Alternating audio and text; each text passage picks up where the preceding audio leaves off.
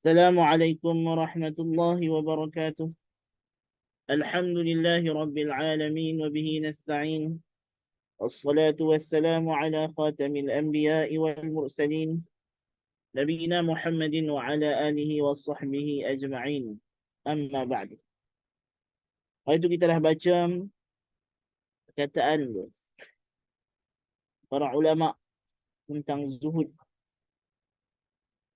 dan kata musannif rahimahullah ta'ala, zuhud ni ada 6 perkara yang berkaitan dengan zuhud, iaitulah harta, rupa, paras, pangkat jawatan, manusia, hawa nafsu, dan apa jua yang selain daripada Allah Ta'ala.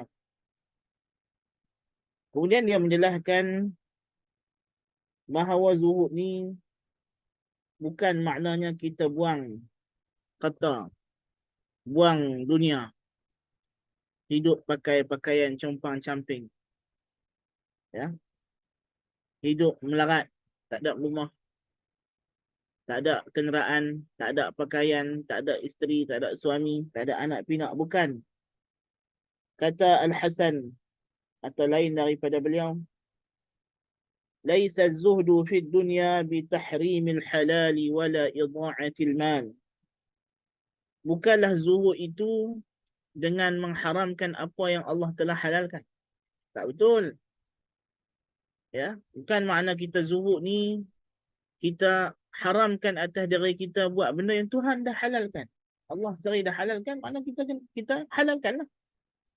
Apa yang Tuhan kata harus, kita kena kata harus.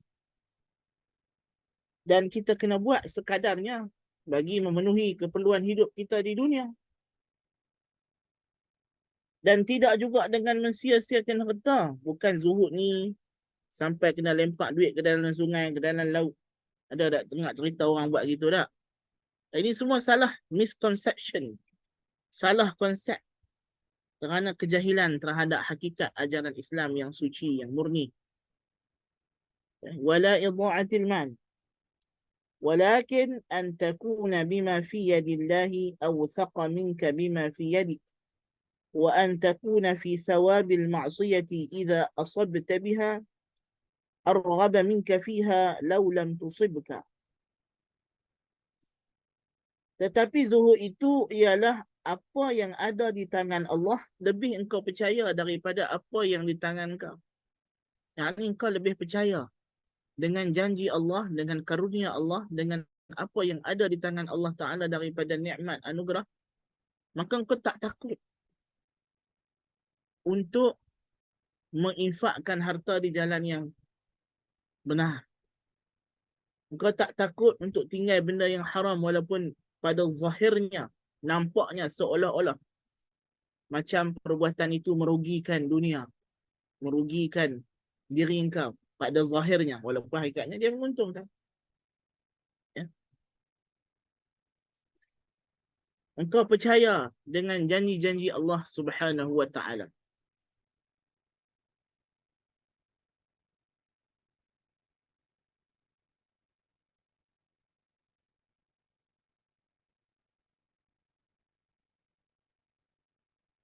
Dan pahala, ganjaran pada maksiat. Yang ini bukanlah kata maksiat tu ada pahala. Ya. Yang ini balasan atas perbuatan maksiat. Yang ini musibah. Ha?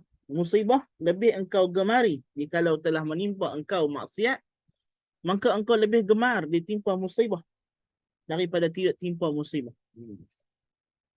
Jadi orang yang zuhud, ya, dia sedar bahawa apa yang datang daripada Tuhan baik belaka, walaupun zahir tampaknya macam tak baik. Bila dia kena musibah, dia tahu musibah ni kena kerana dosa-dosa dia, kerana perbuatannya yang melanggar perintah Allah Subhanahu wa Ta'ala, atau mencerobah larangan Allah Ta'ala, atau apa sahaja yang pasti, apa jua musibah, zahara al-fasadu fil barri wal bahri bima kasabat aydin nas. Ya. Ma asabaka min hasanatin famin Allah wa ma asabaka min sayyi'atin famin nafsik. Itu dah pasti. Ya. Maka engkau suka apabila Tuhan uji engkau disebabkan maksiat yang kau buat, engkau gemar daripada dia tak uji kerana takut menjadi istidraj. Orang yang buat maksiat tapi Tuhan tak uji langsung dan dia tak rasa diuji, bahkan ditambah pula nikmat, itu dah takutnya jadi istidraj. Ya.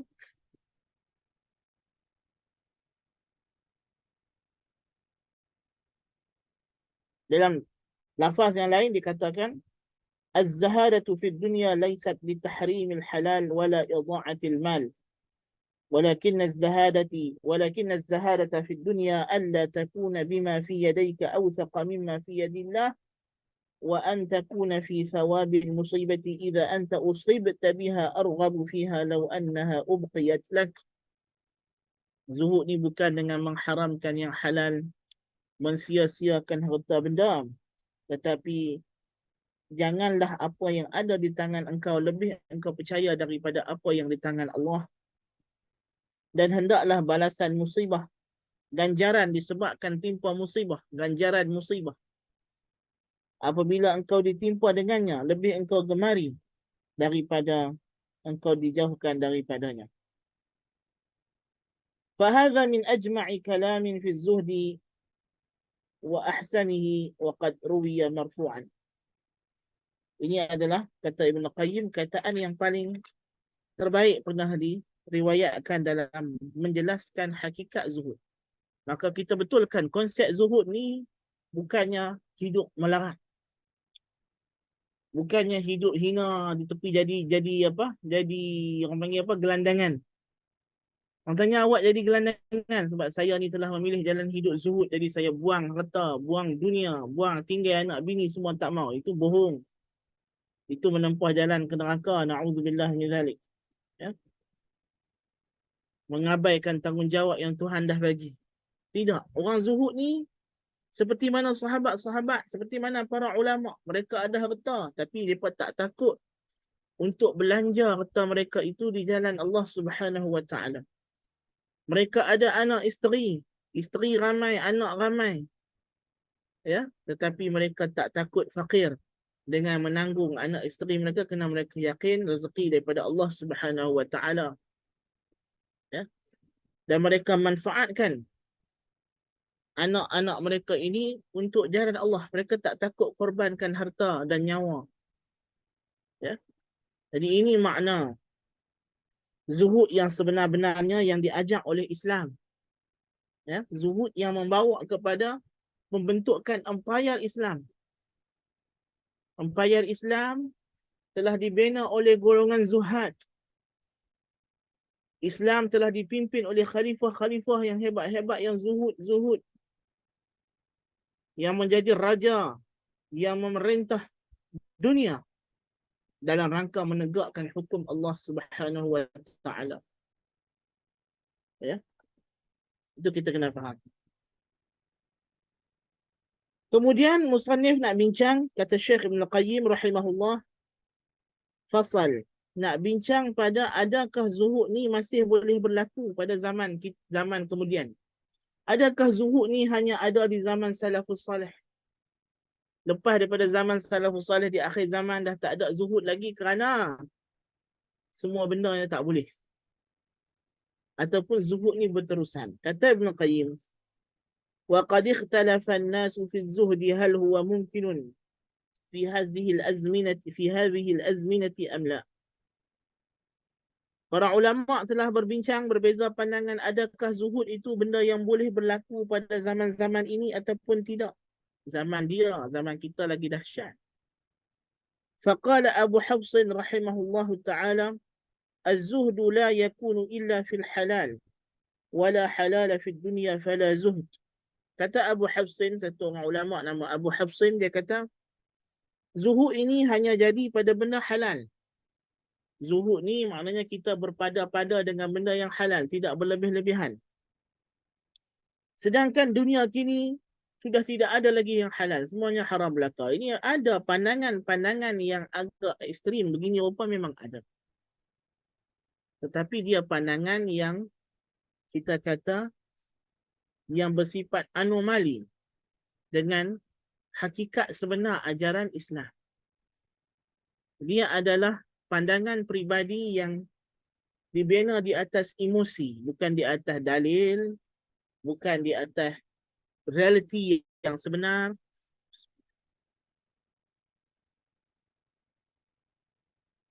Sikap yang kita kata melihat semua benda sudah berubah, semua benda yang tak betul, ya. Tengok orang pakai kereta, dia tak boleh kereta, pasal apa? Dia takut riba. Dia tak pakai kereta. Bila ada orang beli kereta, dia mula buruk sangka. Dia kata kawan ni ambil riba lah ni. Semua bank tak ada bank yang betul. Semua bank riba. Dan dia tak mengaji. Duduk dalam rumah dia, dalam gua dia. Ya. Tak belajar hukum hakam tentang muamalat. Tentang ijtihad baharu. Ya. Bagaimana para ulama berusaha mengembalikan institusi ekonomi kepada umat Islam. Ya. Bagaimana perjuangan para ulama mengembalikan perundangan Islam, politik Islam. Banyak orang kita zaman dah tak tahu apa. Kerana secular worldview. Pandangan hidup dunia yang bersifat sekular. Sekular Welstanchaung sekular. Yang mungkin mencengkam minda kita tanpa kita perasan. Ya, macam kita pernah sebut lah. Ya. Kita ni mungkin tak sedar pasal kita sudah dikelilingi. Ya, kita dikelilingi. Kita ni surrounded by. Ya, pemikiran-pemikiran sekular itu sudah pun diterapkan dalam bentuk ideologis dan actions. Jadi kita rasa benda tu tak ada apa. Pasal sudah pun diterapkan dalam kehidupan semasa, dalam sistem pendidikan kah, dalam sistem ekonomi kah, dalam sistem politik kah, kita hidup dikelilingi benda itu. Jadi kita tak rasa lagi ianya sebagai satu anomali. Kita rasa lah aku boleh semayang, puasa, zakat, haji. Kuliah maghrib pun ustaz-ustaz cakap ala Islam ni apa dia, kita tolong jiran, kita buat baik kepada jiran, kita tolong balik kampung tengok mak bapak. Betul. Betul. Tetapi benda-benda macam ini tuan-tuan dan puan-puan hakikatnya adalah korupsi kerohanian.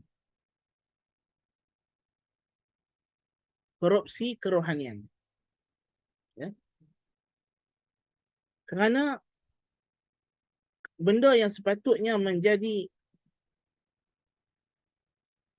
punca kejayaan kita di dunia telah ditukar menjadi candu.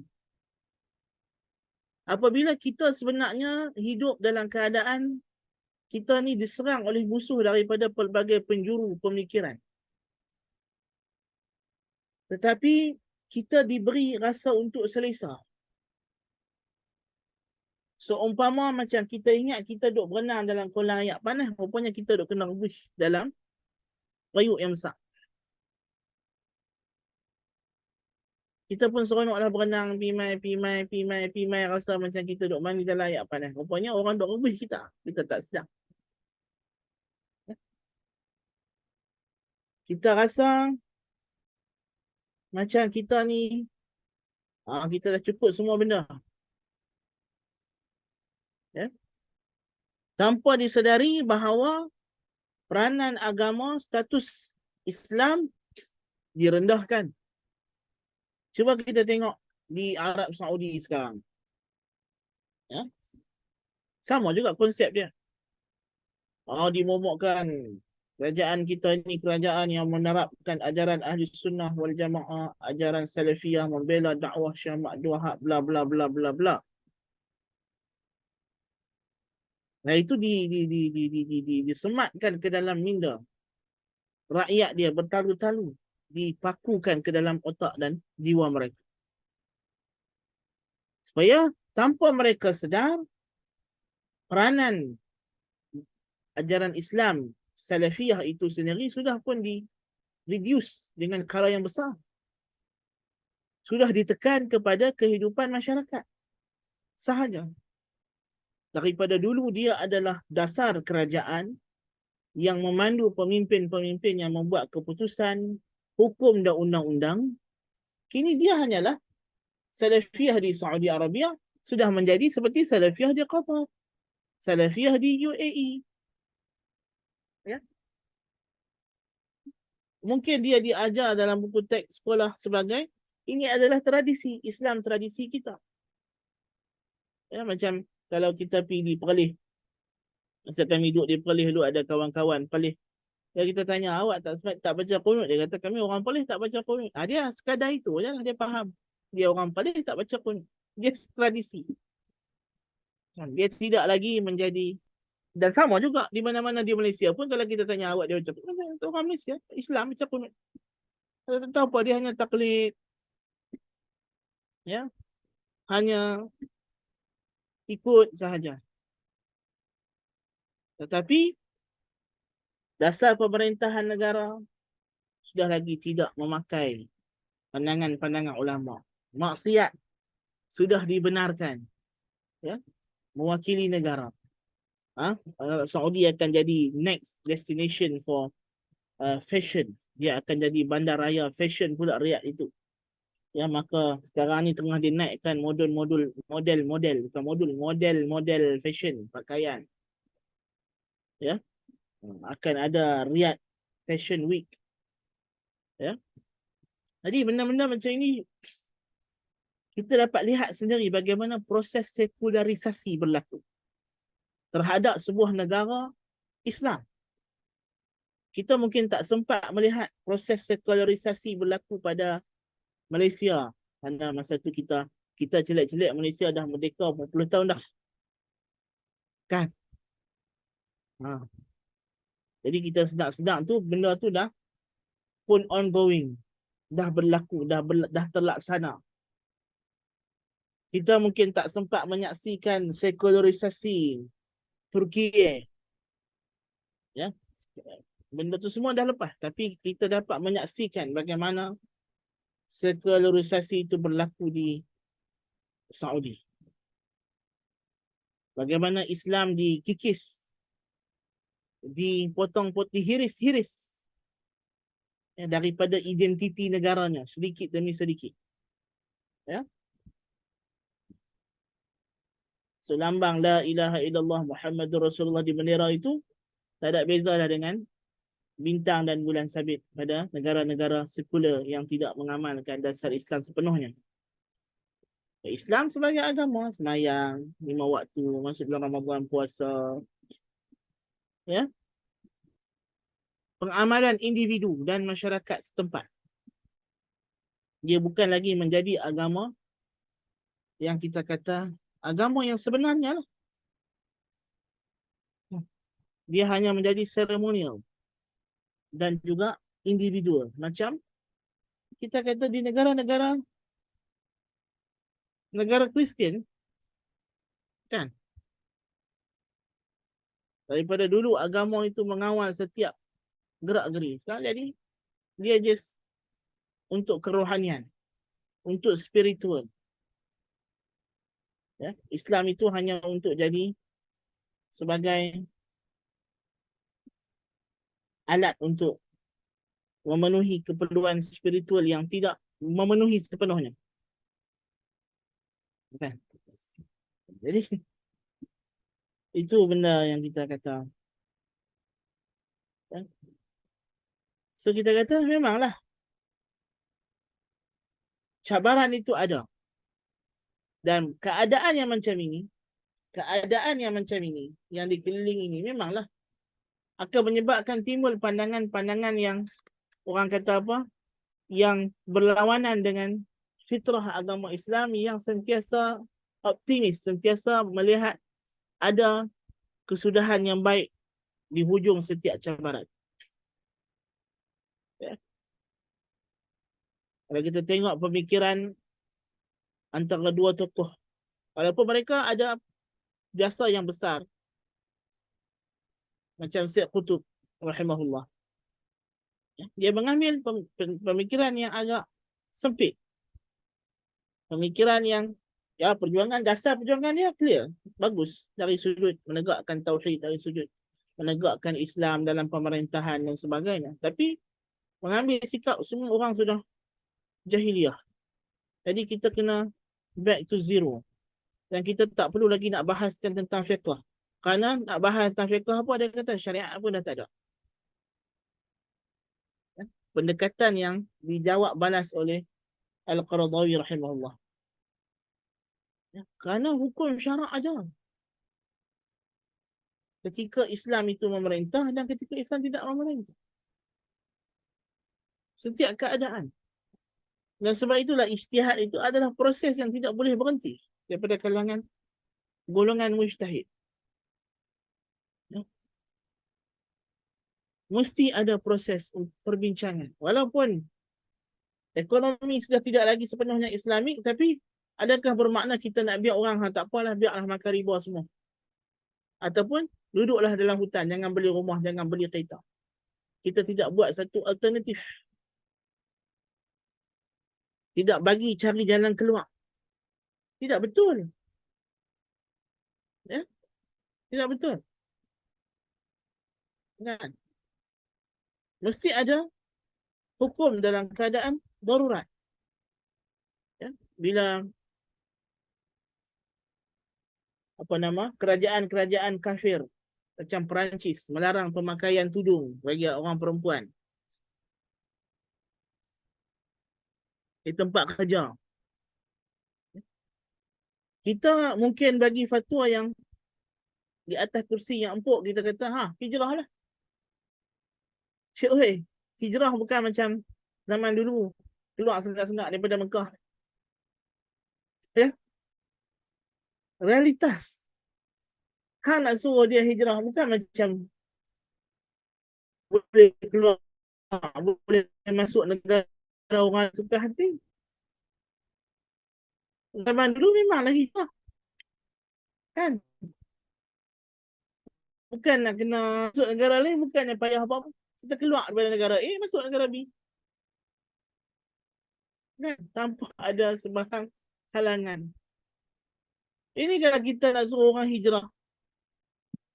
Masalahnya, mereka orang yang duduk di Perancis ni pun, mereka berhijrah daripada negara Islam. Sekali, cik. Daripada Palestin. Daripada negara-negara Islam yang porak peranda, yang kucar kacir. Ya? Yang negara-negara ini yang lain juga tidak membantu. Ya? Tidak membantu. Subhanallah. Tapi dia ni nak kena bekerja. Dia ada anak tanggungan, suami nak bagi makan anak isteri. Kalau isteri yang bekerja mungkin nak bantu suami, ataupun dia tidak ada suami, ada anak-anak ibu tunggal. Adik-beradik semua sudah mati dibunuh Yahudi. Dia lari seorang-seorang mai ke negara kafir ini kerana negara Islam tidak membuka pintu perlindungan yang sewajarnya. Contoh, tiba-tiba negara kafir ni dia buat undang-undang, nak pergi kerja tak boleh pakai tudung, kena buka tudung. Kita mungkin boleh bagi fatwa, cari kerja lain. Cari kerja lain. Bukan senang. Ya, bukannya. Bukan semudah itu. Ya? Dan bukan semua orang ada iman yang kukuh untuk bertahan. Kemudian mengharapkan malaikat hantar mai bunyi makanan depan pintu rumah dia. Maka ulama yang mujtahid dia kena cari solusi untuk masalah-masalah macam ni. Ya? Adakah boleh buka dalam keadaan darurat? Ya? Adakah keadaan ini dipanggil darurat?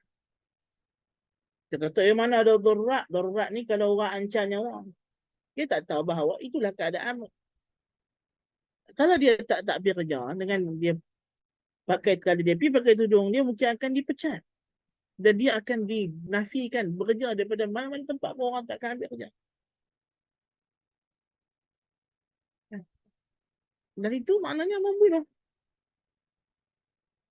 Sebagai misal, pemikiran orang yang faqih diperlukan dalam situasi-situasi yang macam ini. Lepas tu macam Ibn Taymiyah, Ibn Qayyim, mereka hidup dalam dunia Islam yang berubah. Ibn Taymiyah jalan dengan anak-anak murid dia, tengok orang tentera Mongol, tentera Tatar minum arak. Jadi anak-anak murid dia ni macam biasalah tengok orang minum arak secara terbuka. Walaupun orang kafir dalam negara Islam ni pun boleh minum arak. Tapi mereka tak boleh minum terbuka. Itu asalnya. Jadi semangat dia pun ni, apa ni orang minum arak terbuka dalam negara Islam. Dia pun nak pergi ketuk pecah. Tetapi kata biar, jangan kacau dia. Mereka ni bila minum arak, mabuk, mereka tak kacau kita. Allah larang minum arak, pasal minum arak tu menyebabkan kita tidak zikrullah. Tetapi mereka ni orang kafir ni yang ganas, yang zalim, yang suka bunuh orang Islam ni, disebabkan mereka minum arak, mereka mabuk, mereka duduk terkeletong, itu mereka tak kacau kita. Ya habis. Ijtihad yang kita kata mungkin kalau hidup di zaman sekarang, orang kata Ibn Taymiyah ni liberal, mumayyi'. Eh? Ha? Kerana suasana sudah berbeza. Negara Syria yang ketika itu bukan lagi negara Islam macam yang dikenali sebelumnya. Ya? Yang umat Islam berkuasa. Yang berkuasa mereka ini sekarang. Dia tanya kepada Ibn Taymiyah, macam mana hakim-hakim, qadhi-qadhi bila Hulaku Khan membentuk kerajaan Ilkhaniyah. Dia memperkenalkan buat pertama kali dalam sejarah umat Islam undang-undang baharu yang bukan undang-undang Islam. Umat Islam tak pernah sejak berkurun-kurun, sejak mana tertubuhnya Khulafa' Rashidin, tak pernah kita berhadapan dengan kerajaan. Pertama sekali ketua kerajaan dia orang kafir memerintah. Tapi negara ini negara Islam majoriti. Umat Islam. Rakyat dia. Tapi raja dia kafir. Dan memperkenalkan undang-undang kafir. Negara ni apa status dia? Jadi persoalan yang dihadapi oleh Syekhul Islam Ibn Taymiyah rahimahullah. Subhanallah. Datang ijtihad beliau. Ya?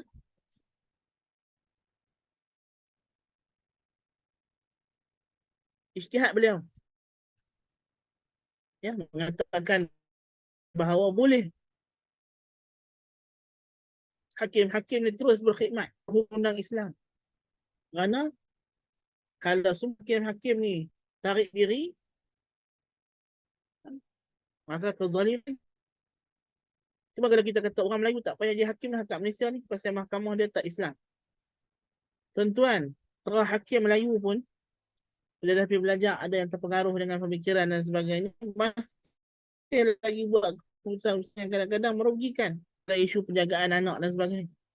Masih lagi kadang-kadang menafsirkan undang-undang itu tidak berpihak kepada tafsiran yang berpihak kepada Islam. Bayangkan kalau hakim ni semua orang bukan Islam. Dan mereka ni memang orang yang loyal dengan liberal ideologis. Secular ideologis. Apa akan jadi? Lebih teruk tafsiran-tafsiran akan dibuat terhadap perlembagaan kita yang mungkin merugikan kita. Ya? Alhamdulillah, kita ada masih lagi ada hakim-hakim yang muslimah yang ada kesedaran tentang agama, yang berusaha untuk mengislamisasikan perundangan negara dengan kemampuan mereka. Subhanallah. Cuba kalau kita kata, tak payahlah politik ni orang Islam tak payah duk mengundi lah. Orang Islam tak payah duk jadi wakil rakyat lah. Pasal sistem tidak Islam. Apa akan jadi? Tentulah rosak umat Islam. Lebih teruk lagi. Lebih teruk lagi. Fatwa-fatwa Yang kadang-kadang mungkin fatwa itu dikeluarkan di Yaman, di mana yang sesuai dengan tempat itu. Tapi tak sesuai bila dibawa main ke Malaysia. Tak sesuai dibawa pergi ke Kuwait. Tak sesuai dibawa pergi ke Saudi sendiri. Ya. Jadi ini benda yang kita kena faham situasi. Jadi tengok bermunasabah yang kita tengok Ibn Qayyim kata apa. وخالفه الناس بهذا وقالوا بل الحلال موجود فيها وفيها الحرام كثيرا. Yang betulnya halal tetap ada walaupun haram banyak. Tuhan takkan hilangkan benda halal daripada dunia. Hukum Tuhan masih akan tegak walau macam mana keadaan pun. Hukum Tuhan tidak akan lenyap daripada muka bumi ini. Mesti ada jalan keluar yang syar'i yang Tuhan bagi. وعلى تقدير أن لا يكون فيها الحلال فهذا أدعى إلى الزهد فيها. Demikian juga kalaulah kita kata betul hipotesis Abu Hafsin ni tadi bahawa tak ada lagi benda yang haram, tak ada lagi benda yang halal, semua haram. Tentulah zuhud lagi utama. Tapi mungkin sebab Abu Hafsin ni dia faham zuhud dengan cara yang lain. Bagi dia zuhud itu ialah menjauhi perkara yang harus, yang berlebih-lebihan. Jadi dia mungkin tak, dia nak maksudkan zuhud dalam konteks yang lebih sempit. Bukan macam yang kita sebut zuhud ni terbahagi kepada menjauhi perkara yang haram ni, zuhud orang awam. Dan yang macam Imam Ahmad sebut. Ya, mungkin the term zuhud itu sendiri ada konotasi yang berbeza di sini. وتناول ما يتناوله المضطر منها كتناوله للميتة والدم ولحم الخنزير. Dan hendaklah tu pun tengok Ibn Qayyim, seorang yang berfikiran mujtahid. Dia tak adalah kata zuhud di sini mana kita tinggal semua mati kebuluran. Tak, dia kata. Tapi dalam keadaan kalau semua benda haram, kita kena ambil sekadar yang diperlukan. Seperti orang makan daging babi dan bangkai dalam keadaan terdesak. Nampak tak? Kan? Masih ada keluasan Islam. وقال يوسف ابن أسباط لو بلغني أن رجلا بلغ في الزهد منزلة أبي ذر وأبي الدرداء وسلمان والمقداد وأشباههم من الصحابة رضي الله عنهم ما قلت له زاهد لأن الزهد لا يكون إلا في الحلال المحض والحلال المحض لا يوجد في زماننا هذا وأما الحرام فإن ارتكبته عذبك الله عز وجل. Demikian Yusuf bin Asbab pun ada pandangan yang sama. Bagi dia zuhud ni ialah benda yang halal sahaja. Adapun yang haram ni tidak ada, kita tak namakan zuhud. So konklusi dia, summa ikhtalafa haula'i fi muta'allaq az-zuhd. Isunya adalah sebenarnya ulama ini berbeza pandangan pada apa? Berbeza pada apakah benda yang kita kena zuhud. Apakah benda yang kalau kita kurangkan disebut zuhud. Adakah dengan meninggalkan yang haram dikira zuhud, ataupun ini adalah satu ibadah wajib yang lain. Dan zuhud ini adalah satu perkara yang hanya berkaitan dengan kelebihan al-kamalat. Jadi ada yang kata zuhud ni hanya meninggalkan yang halal. Meninggalkan yang halal yang berlebihan. Jadi maknanya dalam konteks mereka, zuhud bagi mereka hanyalah berlaku pada jenis yang kedua dan ketiga daripada tiga martabat zuhud yang disebut oleh Imam Ahmad. Yang pertama mereka tak maksudkan sebagai zuhud. Ya. Manakala golongan yang kedua mengatakan zuhud tidak berlaku melainkan pada yang haram. Adapun yang halal adalah nikmat daripada Allah Ta'ala atas hambanya. Ada juga yang kata zuhud ni tinggal yang haram saja. Dan apa-apa yang boleh membawa kepada yang haram. Maksudnya begitulah, yang haram, makruh dan benda harus, tetapi dia ada kecenderungan untuk bawa kepada haram. Ini tidak disebut sebagai al-halalul mahd. Adapun al-halalul mahdi, adakah kita kena kurangkan juga benda yang memang kita dah sure benda ni halal, tidak ada makruh, tidak membawa kepada haram, tidak ada kecenderungan untuk membawa kita kepada yang haram. So ada golongan ulama kata yang ni kau boleh buat semua. Ada golongan yang kata yang ni kau mungkin kena tinggal. Kan? Ambil sekadar yang perlu sahaja. Yang tahqiqnya kata Ibn Qayyim, Apa yang menyebutkan daripada Allah, maka zuhudlah lebih afdal. Dan tidak menyebutkan daripada Allah, bahkan menjadi syukur, maka ini afdal. Contoh, Nabi Ayyub alaihi salatu wassalam.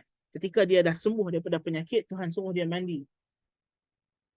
Kan? Dia mandi lah. Mandi dalam riwayat hadis Bukhari itu, mandi dalam keadaan bogel. Kemudian Tuhan uji dia. Tuhan turunkan belalang emas. Belalang emas. Dia tengah duduk mandi tu. Mandi dalam sendirian lah. Dalam kolam. Tapi dia sanggup keluar dalam keadaan dia tidak berpakaian. Nak pergi tangkap belalang emas. Tuhan kata, Ayub, tak cukup lagi kah yang aku bagi kepada engkau sampai engkau duk pergi tangkap alamah ni sanggup dalam keadaan tak pakai apa ni. Kan? Sanggup keluar daripada kolam dalam keadaan telanjang. Ini nak main legat ligan. Dalam mah dan kata banyak dah letak aku bagi. Tengok jawapan Nabi Ayub sallallahu alaihi wasallam. Dia kata, bukan tak cukup wahai Tuhan, tetapi tidak ada kepuasan terhadap kurniaanmu. Selagi aku tahu ini adalah kurniaanmu, rahmatmu, fadilatmu yang halal untuk aku ambil, aku tak akan puas. Aku sentiasa mencari. Bukan kerana aku nak betul. Tapi aku ni orang yang sangat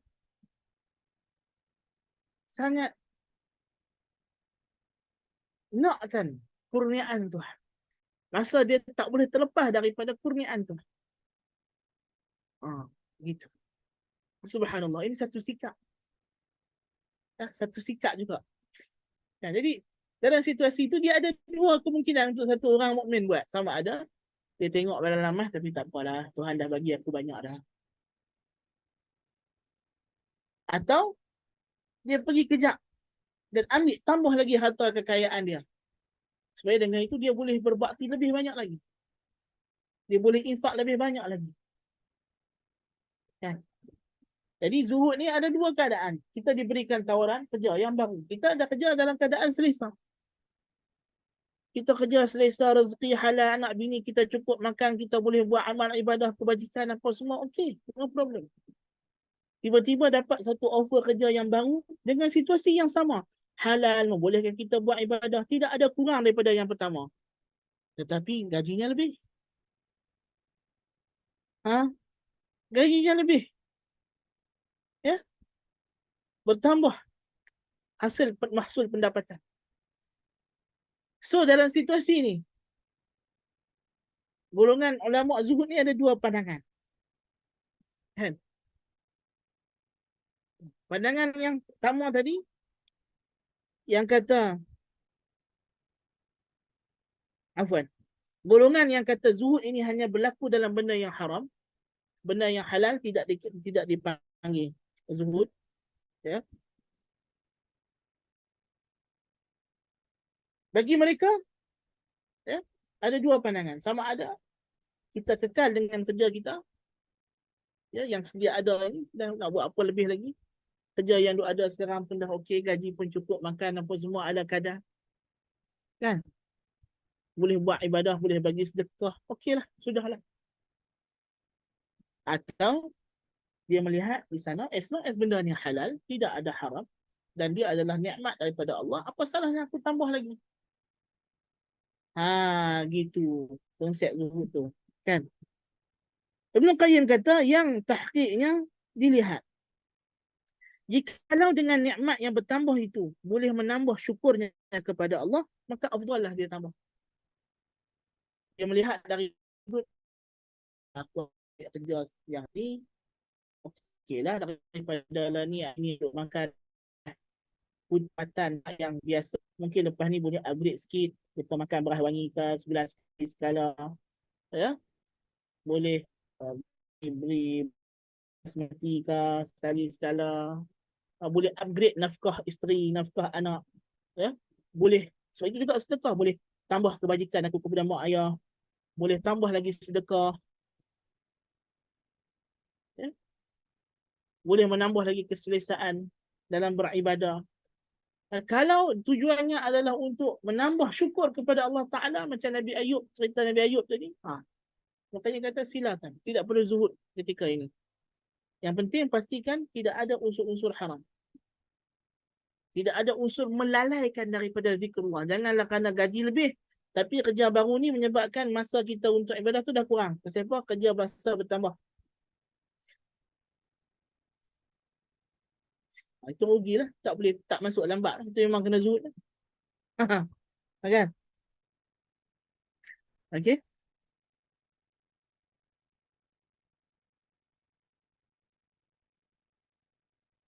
Kemudian,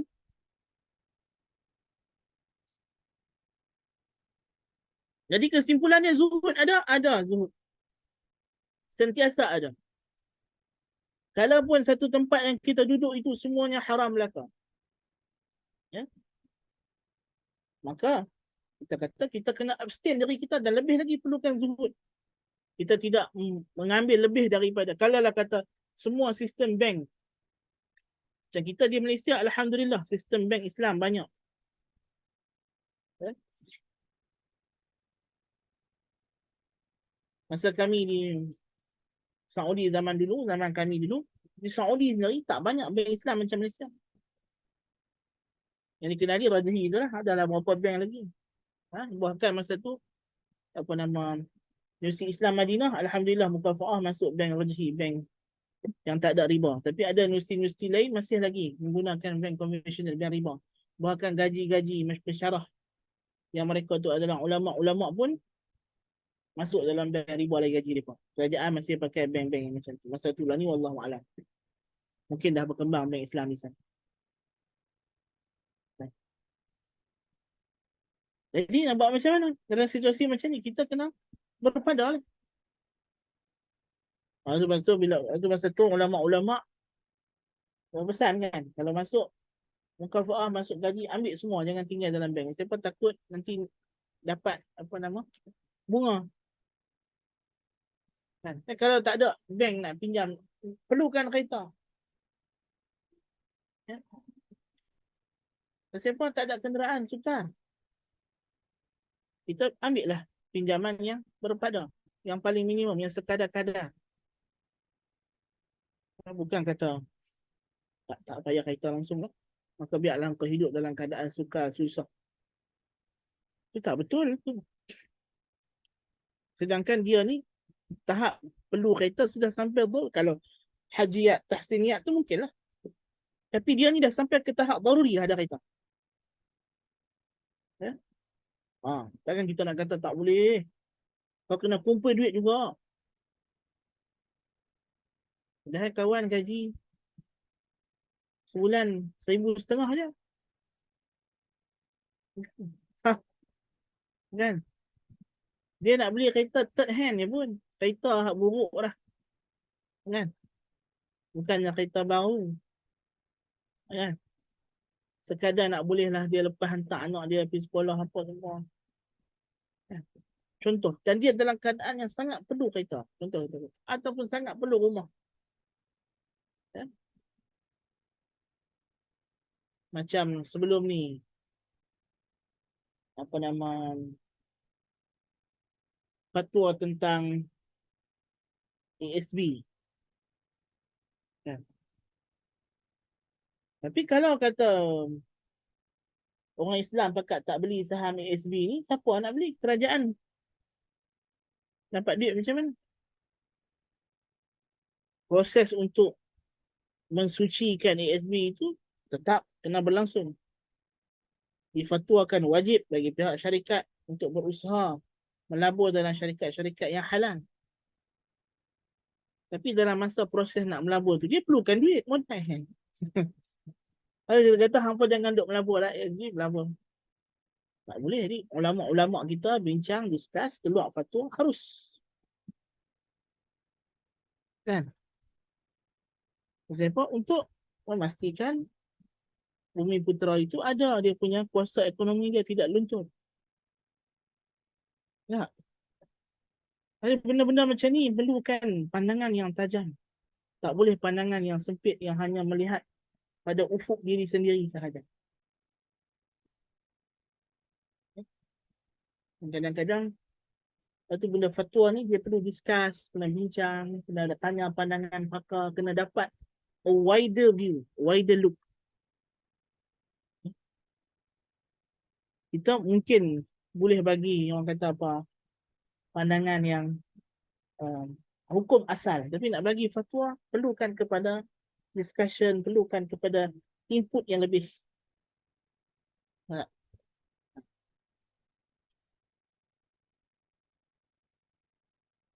Pun tak sure. Kita sambung ataupun kita berhenti.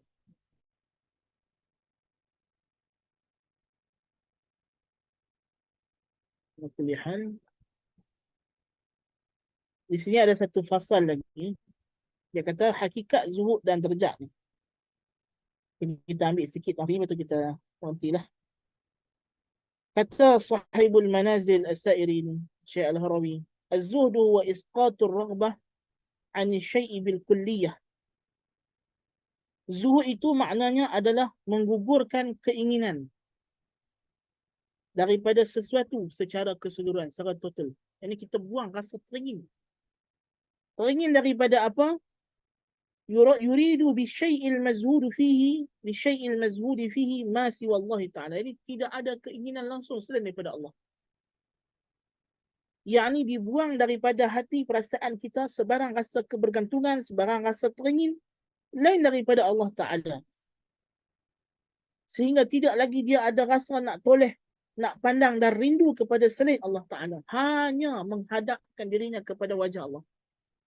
Mana kata kalau dia nak letakkan nak apakah semuanya kerana Allah. Dia fana fi iradati siwa an iradati siwa. Dia lebur diri dia daripada kehendak selain daripada kehendak Allah. Wa huwa lil 'ammati qurbah wa lil muridi darurah wa lil khassati khasyah. Untuk orang awam, zuhud ni adalah amal ibadat qurbah yang boleh mendekatkan mereka kepada Allah. Bagi murid yang telah pun masuk ke dalam jalan suluk, yang menghendaki dekat dengan Allah, yang sudah memulakan taqarrubnya kepada Allah, dia adalah kemestian. Dan bagi orang yang khas, orang yang memang sudah masuk ke dalam dunia ibadah, yang sudah menjadi ahli ibadah, yang sudah mendidik jiwanya untuk beribadah dan meninggalkan perkara yang haram, ianya adalah rasa takut kepada Allah. Yakni kata Ibn Qayyim, untuk orang awam, dia mendekatkan diri kepada Allah. Orang awam yang biasanya kehidupan mereka agak jauh daripada Allah. So dalam proses dia nak mengembalikan diri mereka kepada Allah, di antara starting pack dia ialah mereka kena mula zuhud. Selagi mereka tak zuhud, mereka tak boleh inabah, tak boleh nak kembali kepada Allah Subhanahu wa taala. Dan dia kemestian bagi murid kerana tidak berhasil baginya takhalli, pengosongan jiwa, melainkan dengan dia menghilangkan sebarang rasa kehendak selain daripada Allah. Dia perlu kepada zuhud seperti perlu kepada makan dan minum. Tidak mungkin orang yang masuk ke jalan suluk dia rasa dia tak perlu zuhud. No. Itu mustahil berlaku. Adapun kenapa zuhud itu adalah rasa takut bagi orang yang khusus, khasyah, takut dengan penuh ilmu. Kerana mereka takut akan apa yang berlaku daripada mereka daripada dekat, dan rasa jinak dengan Allah dan rasa cerah mata dengan Allah akan dikeruhkan dengan mereka memandang kepada makhluk dan berkehendak. Mereka takut keadaan yang mereka dah ada rasa lazat dalam nikmat dan beribadah ini akan menjadi keruh, menjadi berkurang. Sebab mereka takut dengan tidak adanya zuhud. Mereka takut dengan tidak adanya zuhud. Zuhud inilah yang nak pastikan segala nikmat dan kelazatan yang mereka kecapi dalam ibadah akan terus kekal dan bertambah. Kalau mereka tidak zuhud, benda itu akan boleh rosak segala apa yang mereka dah usahakan. Dah berpuluh tahun dia ibadat, takkanlah di akhir hayatnya. Sebab itu ada ulama, ada apa, ahli zuhud zaman salafus salih, ya? Nak meninggal, dia teringin nak makan satu buah, ya? Anak dia pun pergi carilah, ya, buah ni. Main dekat pok dia pasal dia nak meninggal teringin. Dia duk cari lama dah, tapi dekat-dekat nak mati tu Macam biasalah, setan tu mai bagi peringat balik. Dia ada benda teringin nak makan.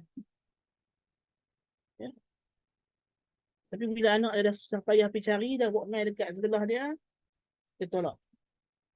Dia kata takkanlah aku selama ni tengah hidup di dunia dalam keadaan aku sihat. Aku mujahadah, aku teringin cari tak jumpa, aku melawan perasaan aku, tiba-tiba dah dekat nak mati, nak keluar daripada dunia. Aku teringin nak benda ni. Oh, tak boleh, dia kata bahaya. Hmm. Usaha ibadah yang dah begitu lama, kalau tanpa zuhud mungkin akan jadi sia-sia. Allahul Musta'an. Ya? Jadi ini adalah esensi zuhud. Hakikatnya ialah isqatur raghbah an syai'i an siwa Allah bil kulliyah. Menggugurkan rasa gemar kepada selain Allah secara total daripada diri. Sehingga tidak ada lagi rasa yang lebih digemari melainkan Allah Subhanahu wa taala, mendapat keredaannya, mendapat keampunannya, dekat dengannya, rasa jinak dengannya. Ya. Ini adalah perkara, ini adalah maksud zuhud yang ditarif oleh Syekh Al-Ghurawi, dan insya-Allah kita akan sambung nanti berkenaan dengan derajat zuhud. Dan zuhud juga ada 3 derajat yang akan dibincangkan oleh Syekh Al-Ghurawi rahimahullahu taala. Wallahu taala alam bis-shawab. Aqulu qawli hadha wa astaghfirullah al-azim li wa lakum. سبحانك اللهم بحمدك أشهد أن لا إله إلا أنت أستغفرك وأتوب إليك.